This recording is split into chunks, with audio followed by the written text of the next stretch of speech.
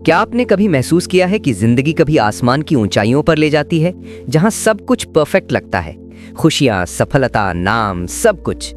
लेकिन कुछ ही दिनों बाद वही जिंदगी आपको नीचे गिरा देती है, जहां बस अंधेरा होता है, डर होता है और लगता है कि सब खत्म हो गया। ऐसा क्यों होता है? क्यों हमारी जिंदगी चोटी और घाटी के बीच झूलती रहती है? और सबसे बड़ी बात, क्या हम इस खेल को समझकर अपने हक में बदल सकते हैं? किताब पीक्स एंड वैलीज लिखी गई है स्पेंसर जॉनसन द्वारा, वही लेखक जिन्होंने हु मूव्ड माय चीज जैसी जिंदगी बदल देने वाली किताब दी थी। इस कहानी में एक जवान लड़का है जो अपनी जिंदगी की घाटी में फंसा है, लेकिन एक दिन वो एक समझदार बूढ़े आदमी से मिलता है जो उसे सिखाता है कैसे हर वैली को सीढ़ी बनाकर फिर से पीक तक पहुंचा जा सकता है। ये कहानी सिर्फ किताब नहीं, ये एक मिरर है जो हमें दिखाती है कि हमारी पीक्स और वैलीज बाहर नहीं, हमारे अंदर होती हैं। तो आइए आज इस वीडियो में जानते हैं कैसे आप अपनी जिंदगी के बुरे वक्त को ही सबसे बड़ा मोड़ बना सकते हैं और कैसे हर गिरावट को एक नई उड़ान में बदल सकते हैं। भाग 1, द वैली, घाटी, संघर्ष का समय। कहानी शुरू होती है एक युवा लड़के से जिसका नाम था माइकल, या आप चाहें तो एक युवक कह सकते हैं। वो कभी बेहद ऊर्जावान, सपनों से भरा और आत्मविश्वास से लबरेज था। उसे यकीन था कि जिंदगी उसके हिसाब से चलेगी। वो अपने काम में अच्छा करेगा, खुश रहेगा और सब कुछ नियंत्रण में रहेगा। लेकिन धीरे धीरे चीजें बदलने लगीं। शुरुआत में कुछ छोटी असफलताएं आईं, काम में गलती, लोगों से गलतफहमी, परिवार में तनाव। फिर एक एक करके उसके सारे सपने जैसे धुंधले होने लगे।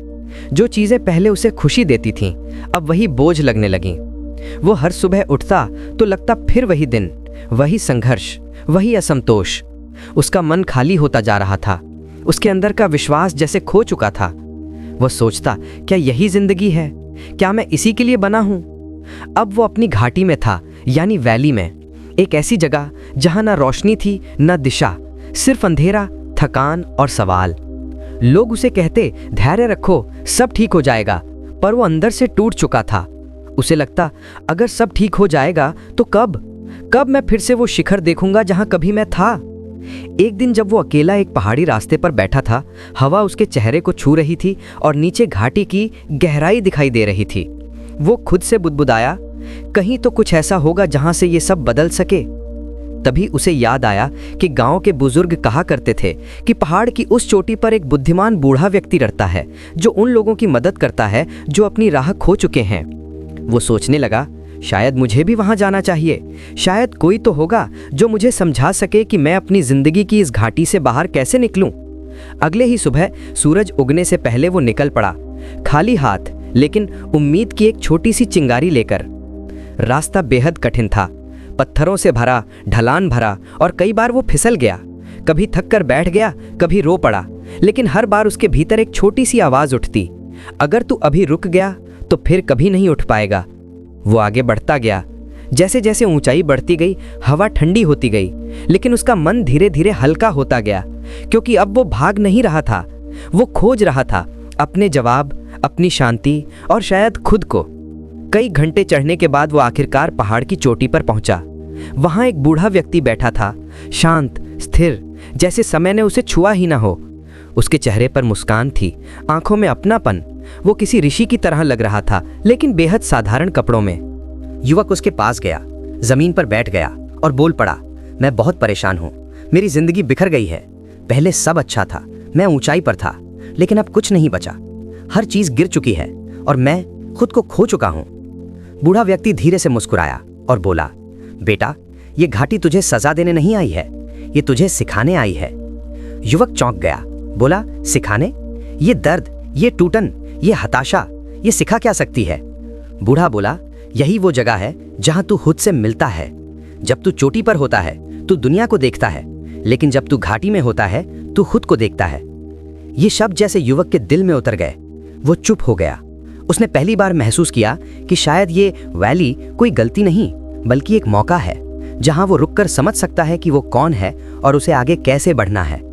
बूढ़ा व्यक्ति बोला, हर इंसान की जिंदगी में पीक्स और वैलीज आते हैं, लेकिन फर्क इस बात का नहीं कि तू कहां है, फर्क इस बात का है कि तू वहां क्या सोचता है और क्या करता है। अगर तू घाटी में सीख लेता है तो अगली बार जब चोटी पर पहुंचेगा तो गिरने से नहीं डरेगा, बल्कि और मजबूत होगा। युवक ने सिर झुका लिया। वो समझ गया कि शायद यही वो जवाब था जिसकी उसे तलाश थी। उस घाटी ने उसे गिराया नहीं था, बल्कि उसे तैयार किया था एक नई ऊंचाई के लिए। क्या आपने कभी सोचा है कि आपकी जिंदगी की ये वैली शायद किसी पीक की तैयारी कर रही है? जानिए अगले भाग में वो रहस्य जो उस बूढ़े आदमी ने युवक को सिखाया, जिससे उसकी पूरी जिंदगी बदल गई। भाग 2, द पीक, चोटी, सीख और जागरूकता। पहाड़ की चोटी पर बैठे उस बूढ़े आदमी के शब्द युवक के मन में गूंज रहे थे। घाटी तुझे सजा देने नहीं आई है, तुझे सिखाने आई है। युवक कुछ देर चुप रहा, फिर बोला, अगर घाटी सिखाने आई है तो ये चोटी क्या सिखाती है?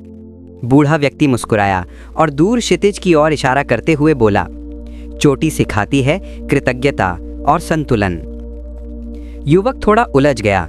बूढ़ा समझाने लगा, जब इंसान जीवन की चोटी पर पहुंचता है, जब सब कुछ अच्छा चल रहा होता है, नाम, पैसा, सम्मान, वो अक्सर भूल जाता है कि वो कहाँ से आया था।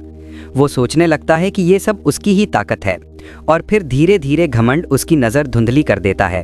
वो छोटी छोटी बातों को नज़रअंदाज करने लगता है, लोगों को कम आंकने लगता है, और फिर वही घमंड उसे दोबारा घाटी की ओर धकेल देता है। बूढ़े की आवाज़ में गहराई थी। वो आगे बोला, चोटी सिर्फ सफलता की जगह नहीं है, बल्कि एक परीक्षा की जगह है, जहां ये देखा जाता है कि क्या तू अपनी सफलता संभाल सकता है या नहीं। युवक ध्यान से सुन रहा था। उसने धीरे से कहा, लेकिन जब मैं नीचे था, मैं बस ऊपर चढ़ना चाहता था। अब समझ में आता है कि ऊपर पहुंचने के बाद भी खतरा खत्म नहीं होता। बूढ़ा मुस्कुराया, बिल्कुल सही। चोटी पर रहना घाटी से निकलने से ज्यादा मुश्किल होता है, क्योंकि वहां गिरने का डर हमेशा बना रहता है। युवक ने पूछा, तो फिर इंसान क्या करे? कैसे वो चोटी पर टिके रहे बिना गिरावट के?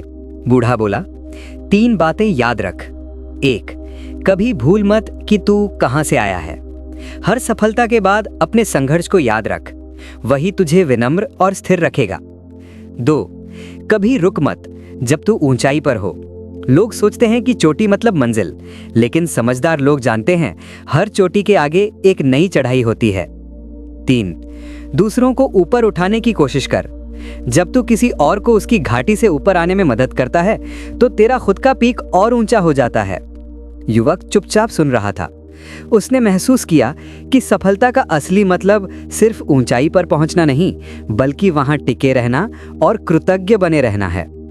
बूढ़ा बोला, याद रख, जब तू घाटी में था, तूने अपनी ताकत पहचानी। जब तू चोटी पर होगा, तू अपने स्वभाव को पहचान। अगर तू दोनों जगह सीखता है, तो जिंदगी तुझे कभी नीचे नहीं गिराएगी। युवक की आंखें चमक उठीं।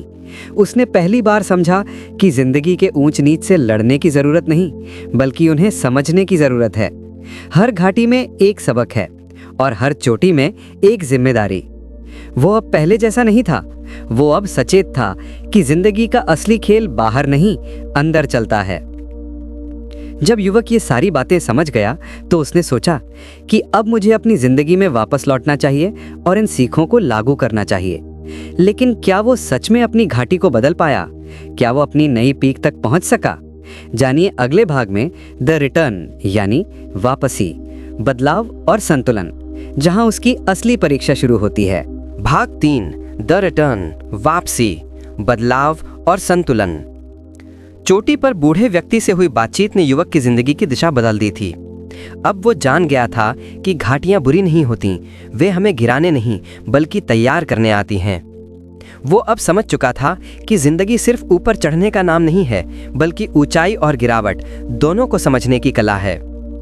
वो पीक से नीचे उतरने लगा, लेकिन इस बार उसके कदमों में डर नहीं था। उसके भीतर एक अजीब सी शांति थी, जैसे उसने जिंदगी के सबसे बड़े रहस्य को जान लिया हो। पहले जो रास्ता उसे खतरनाक लगता था, अब वही रास्ता उसे सीख से भरा लगने लगा। जैसे जैसे वो नीचे उतर रहा था, उसे वो पल याद आने लगे जब वो पूरी तरह टूट चुका था। वो अकेली रातें, वो असफलताएं, वो आंसू। लेकिन अब वो उन यादों से भाग नहीं रहा था। वो मुस्कुरा रहा था, क्योंकि अब उसे समझ में आ गया था, अगर वो घाटी न होती तो मैं ये सीख कभी नहीं पाता। जब वो वापस अपने शहर पहुंचा, तो सब कुछ वैसा ही था। वही सड़कें, वही लोग, वही काम। लेकिन अब वो खुद वैसा नहीं था। जहां पहले वो शिकायत करता था, अब वहां कृतज्ञता थी।